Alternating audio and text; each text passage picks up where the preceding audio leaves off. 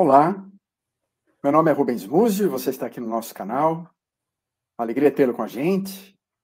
E eu gostaria de dar as saudações também para um mineiro que está conosco, que mora lá em Vila Velha, o Tiago Pereira. Seja bem-vindo, Tiago. Alegria ter você com a gente.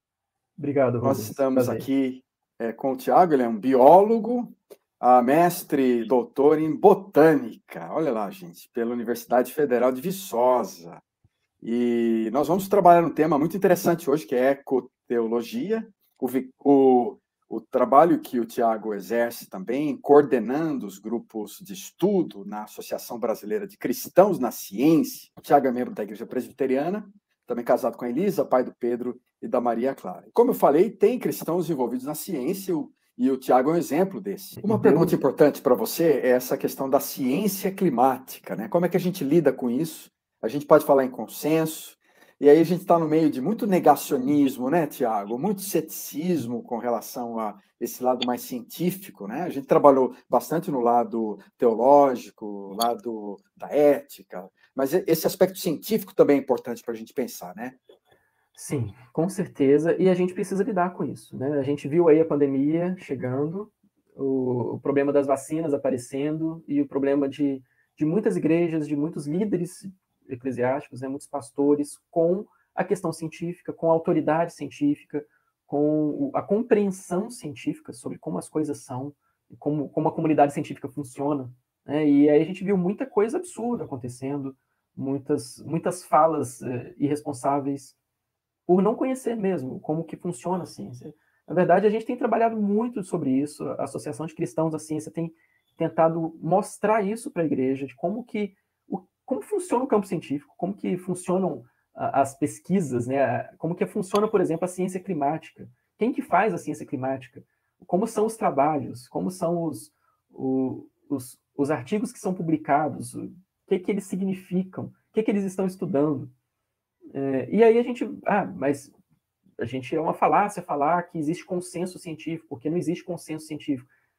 Uma falácia falar que não existe. Existe consenso científico. Mesmo que a ciência não seja algo absoluto, existem consensos porque a ciência ela precisa ser vista como uma questão também comunitária. A ciência ela funciona como um empreendimento humano, global, histórico, está aí há 400 anos trabalhando em cima de um método que é desenvolvido, que se reforça, que se corrige. A ciência é assim. A ciência ela não é um empreendimento infalível, longe de ser um empreendimento infalível. Ela se corrige constantemente e ela tem ferramentas internas, né, que permitem essa correção constante, permitem que trabalhos sejam reavaliados, sejam deixados de lado e outras propostas assumidas. O que acontece dentro desse processo todo é que a ciência climática nos últimos 30, 40 anos, ela se tornou extremamente robusta, ela se desenvolveu de uma forma incrível, encontrando respostas, e no mês retrasado, em agosto saiu um relatório do IPCC. O IPCC é um órgão da ONU que ele não faz pesquisa. Muita gente acha que o IPCC que faz as pesquisas. Não, ele compila as pesquisas mundiais sobre ciência climática no período que passou e ele faz o melhor resumo possível do que foi encontrado.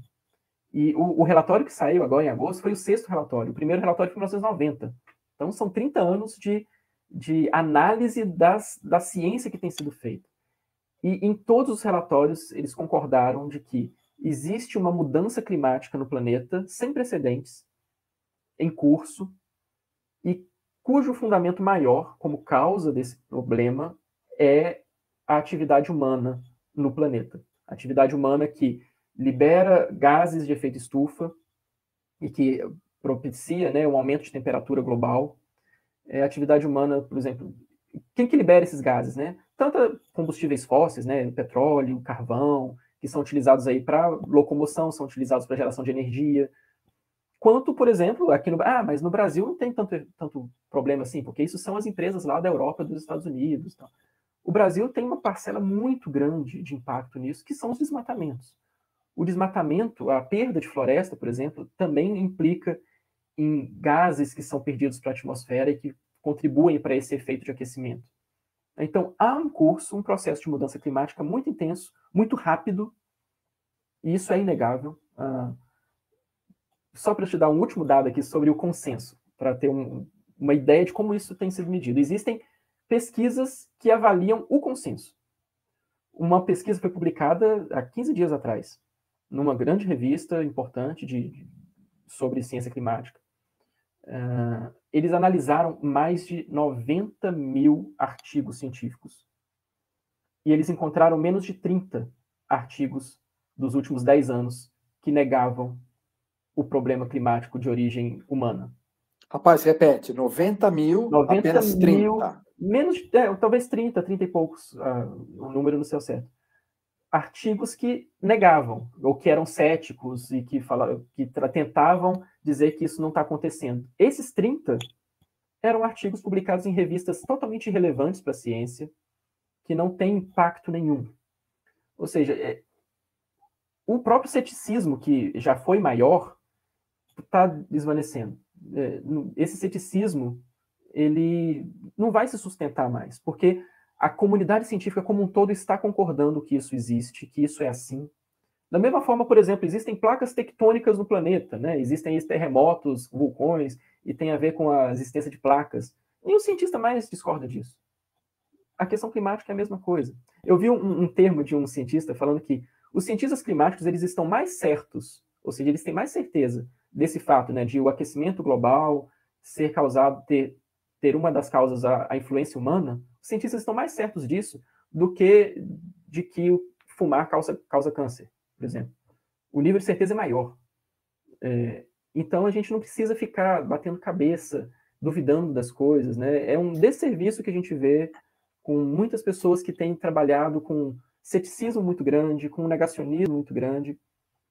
Mas a gente tem um desafio na nossa igreja, nas nossas igrejas, né? Que é como conversar com essas pessoas. Porque se eu simplesmente chego para a pessoa, você é um negacionista, né, ou você está errado, eu perco a pessoa.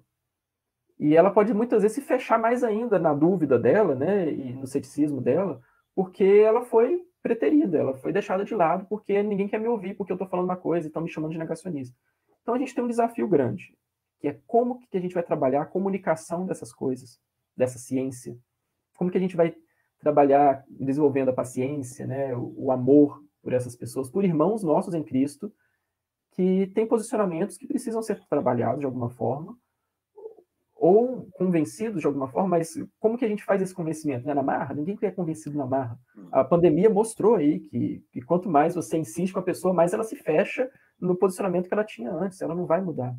A gente tem um desafio muito grande de aprender a conversar e de caminhar com nossos irmãos, né, em amor. E aí, mais uma vez, né, as virtudes entram nesse caminho aí, né? Agora, tem uma pergunta importante que eu queria colocar do Matheus. Como deve se desenvolver, então, na prática, essa relação entre teologia e política para o cristão?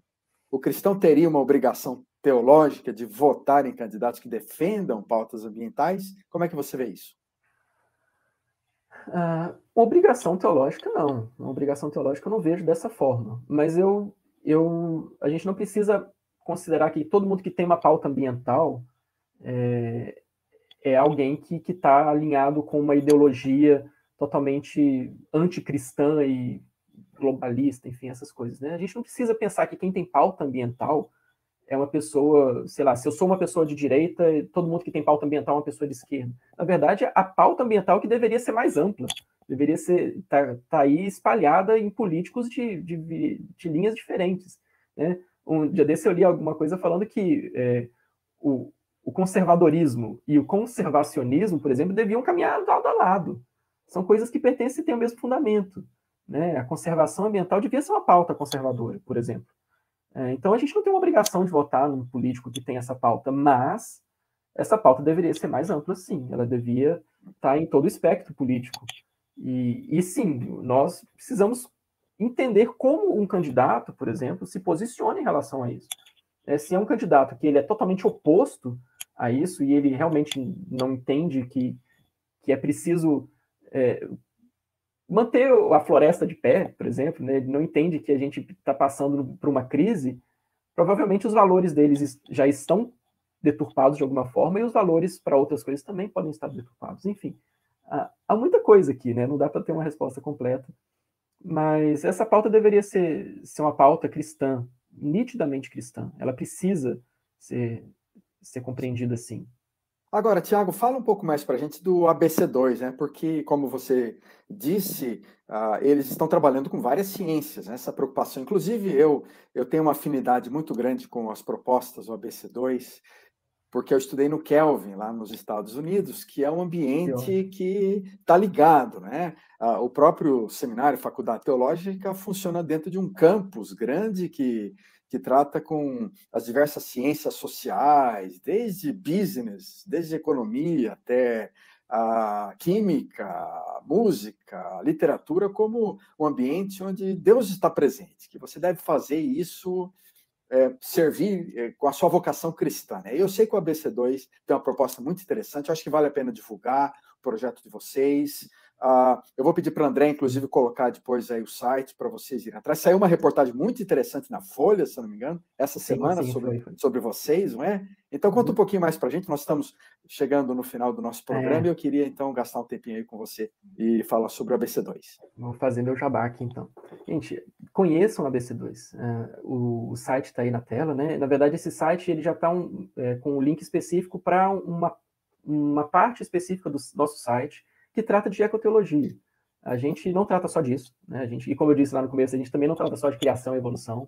A gente busca trazer esse diálogo, ou seja, construir um diálogo entre fé cristã e ciência, entendendo todas as ciências possíveis, né? Sejam as ciências naturais, as ciências exatas, as ciências sociais, as humanidades, para que a gente consiga entender ou ajudar o cristão a transitar nessas áreas, né? Como que um cristão se porta, como que um cristão desenvolve a sua fé e caminha, né, nesse processo de santificação e de trabalho, de serviço ao reino de Deus, dentro da sua profissão, dentro da ciência que ele está fazendo, como que a gente vai construir isso. É uma construção de uma vida inteira. Né? E, enfim, a ABC2 tem trabalhado com isso. A gente tem uma iniciativa muito grande de trabalhar com grupos de estudo. A gente tem grupos de estudo espalhados no Brasil todo. Então, se você tiver interesse, quem estiver assistindo tem interesse em participar de um grupo de estudo sobre fé e ciência, pode entrar no site, tem lá o WhatsApp, só mandar um contato, falar, olha, quero participar de um grupo de estudo na minha cidade, aí você vê se tem grupo na sua cidade. Para quem não tem grupo na cidade, ou quem tem interesses mais específicos, a gente tem grupos específicos também, por exemplo, só sobre fé cristã e medicina, fé cristã e educação, fé cristã e tecnologia, fé cristã e história. A gente tem grupos temáticos bem interessantes que fazem discussões mais específicas também. E tem esses outros grupos mais gerais que têm discussões interdisciplinares, todo mundo pode participar.